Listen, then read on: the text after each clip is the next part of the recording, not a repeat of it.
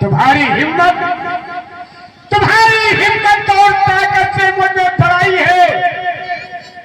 तुम्हारी ही वफाओं से मुझ में शान आई है। जैसे ऋषि ब्राह्मण की सेवा का, कैसे ऋषि ब्राह्मण की सेवा का यही फल हाथ आया है। और इस खुदा की मेहरबानी से मैंने ये तख्त और ताज पाया है।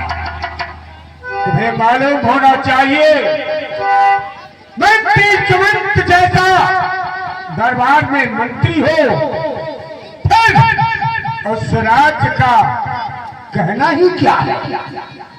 मंत्री सुमंत, तुम्हें तो मालूम है कि अवध जैसे साम्राज्य में क्या नहीं है। सब कुछ है महाराज। आपका बड़ौर प्रताप से, घर घर में दूध की आवाजानी, शीख बकरी पीते महाराज एक घर। सत्य है मंत्री सुमंत, सत्य है। किसी शायर ने कहा है कि जब चरही खोखली होगी,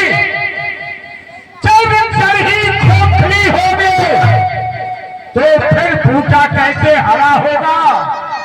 न राजा का भरा होगा, न प्रजा का भरा होगा। सत्य है महाराज। तुम्हें तो मालूम है,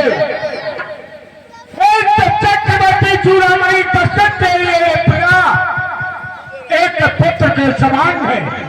जी महाराज। जिस तरीके से पिता अपने पुत्र का पालन करता है, अपने पुत्र की परवरिश करता है, उसी तरीके से ये दशरथ अपनी प्रजा को देखता है। जैसे यह प्रजा मेरी जो है पुत्र के समान है। सत्य है महाराज। लेकिन क्या कहो मंत्री सुमंत, तुम्हें तो मालूम है कि आज मेरा तीसरा पन आ गया। लेकिन मंत्री सुमंत, तुम्हें मालूम होना चाहिए, जीवन के सारे सुख होते हुए भी आज दशरथ कैसा है। आज दशरथ के सामने अंधकार सा छाया है। जैसे कि एक महल कितना भी सुंदर हो और उस महल में प्रकाश न हो तो वो महल एक संतान के समान हुआ करता है। सत्य है महाराज। इसी तरीके से दशरथ का जीवन है। नेत्र होते भी, नेत्रों के होते भी दशरथ नेत्रहीन है। क्योंकि हमें यही नहीं दिखाई पड़ता है कि मेरे न रहने के बाद इस साम्राज्य का युवराज कौन होगा। जबकि आज अयोध्या निवासी दशरथ सब कुछ, क्या कमी है। सेना है, संपत्ति है, माया है, धन है, लेकिन आज दशरथ उदास और निराश से। तुम तो जानते हो मंत्री सुमंत। जी महाराज। मनुष्य के जीवन में 4 सुख हुआ करते हैं। वो कौन से सुख हुआ करते हैं महाराज? जिनमें से दशरथ 3 सुखों से परिपूर्ण है और चौथे सुख से वंचित है। वो कौन सा चौथा सुख है महाराज? मंत्री सुमंत, मनुष्य के जीवन में 4 सुख हुआ करते हैं। पहला सुख अगर जानना चाहते हो। जी महाराज। मंत्री सुमंत, किसी कवि की कल्पना है कि पहला सुख सुंदर हो काया। ये तो सत्य है महाराज। तेरा सुख वो नहीं है जो काया है। मनुष्य का शरीर हो सुंदर और निर्वेद हो, ये भी एक सुख ही है। सत्य है कहे महाराज। और दूसरे सुख के लिए कहा गया है कि दूसरे सुख घर में हो माया। ये भी सत्य है महाराज। क्योंकि बगैर माया के भी जीवन का कोई सुख नहीं होता है।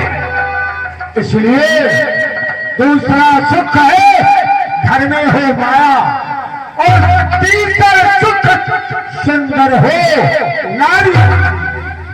मंत्री सुमंत जी महाराज सत्य है। ये भी अयोध्या निवासी दशरथ के पास सुख मौजूद है। एक एक नहीं, राजमहलों में तीन पटरानियां हैं और तीन सुखों से भरपूर।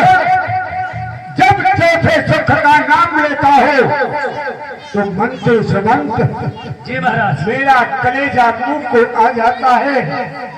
कहा नहीं जाता है जिस सुख के बारे में जब सोचता हो मंत्री सुमंत जी महाराज। चौथा सुख शुद्ध आज्ञा काल। सत्य है महाराज। बस जब इस चौथे सुख की याद करता हो, नाम लेता हो, तो बस यही लगता है कि दशरथ के जीवन में कभी भी सपूते का सम्मान नहीं मिलेगा। आज तक दशरथ निपुता ही रहा, सपूते का सम्मान नहीं मिल रहा है।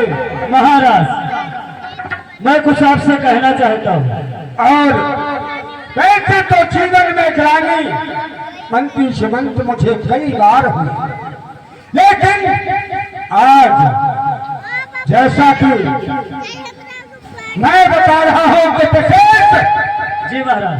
ग्लानि हुई है मुझे। क्या ग्लानि हुई महाराज? सुख के बारे में शायद तुम्हें विदित होगा। यह ग्लानि मुझे कब हुई? जिस समय हम तुम्हें लेकर के बियाबान जंगलों में शिकार के लिए चल रहे थे। जी महाराज। वहां पर मुझे प्यास लगी, पानी की तलाश में उस जंगल में। दशरथ, ईश्वर बढ़ाए तुम्हारे यश और प्रताप को, कल्याण हो, परंतु खुश रहो। परंतु महाराज दशरथ, जिस राजा के जयकारे भूमंडल से नभमंडल तक हो, उस राजा का चेहरा उदास, जिसके निस्तिन जयकारे हो नभमंडल और भूमंडल पर किस लिए मलिनता छाई है उस राजा के मुखमंडल पर? बतलाओ तो दशरथ, क्यों दशा बिगड़ती जाती है? दिन है बसंत में खिलने के, पर कली सिकुड़ती जाती है। जिस राजा का मुखमंडल कमल पुष्प के समान खिला रहता था, आज वो मुखमंडल मुरझाया हुआ क्यों है? बताओ। चिंता हो अगर छिपे रूप की तो धावा बोल हरा डालो, और अगर तुम में कोई है रोग लोग तो अच्छी दवा कर डालो। अगर तुम्हें किसी दुश्मन की चिंता है तो सेना को तैयार करो, आक्रमण करो और कब्जे में कर लो उस दुश्मन को। और अगर कोई रोग है तो अच्छी दवा करा लो। निज दुख सुख सब गुरु ही सुनाए, कहीं वशिष्ठ बहु विधि समझाए। तुम्हारा कहना तो सत्य है। अगर कोई दुश्मन आक्रमण करता तो अयोध्या में सेना की कमी नहीं है। अगर कोई हमें बीमारी होती तो अयोध्या में औषध भी जाने और याद करने की कोई कमी नहीं है, लेकिन गुरुदेव आज दशरथ क्यों उदास और निराश है? सब कुछ होते हुए आज दशरथ उदास और निराश है, जैसे कि अयोध्या में दशरथ के लिए कुछ है ही नहीं। उदासी का कारण क्या है? गुरुदेव क्यों उदास है? आप तो जानते हैं इस अवध जैसे साम्राज्य में क्या नहीं है? सेना, संपत्ति, धन, दौलत, महल, राज खजाना सब कुछ होते हुए अरे गुरुदेव आप तो ये समझ रहे हैं, आप तो जानते हैं अयोध्या निवासी दशरथ एक निपुता है और निपुते का आज तक मुझे सम्मान मिला, सपूते का सम्मान नहीं मिला। कारण तो यही है, महल कितना भी सुंदर हो परंतु उसमें प्रकाश न हो तो महल एक शमशान के समान होता है। और गुरुदेव पुत्र प्राप्ति के लिए मैंने क्या नहीं किया, लेकिन फिर भी सपूते का सम्मान नहीं मिला। गुरुदेव जरा विचार कीजिए, एक नहीं, दो नहीं, बल्कि तीन की गुरुदेव। और गुरु वाले हकते विवाह किए।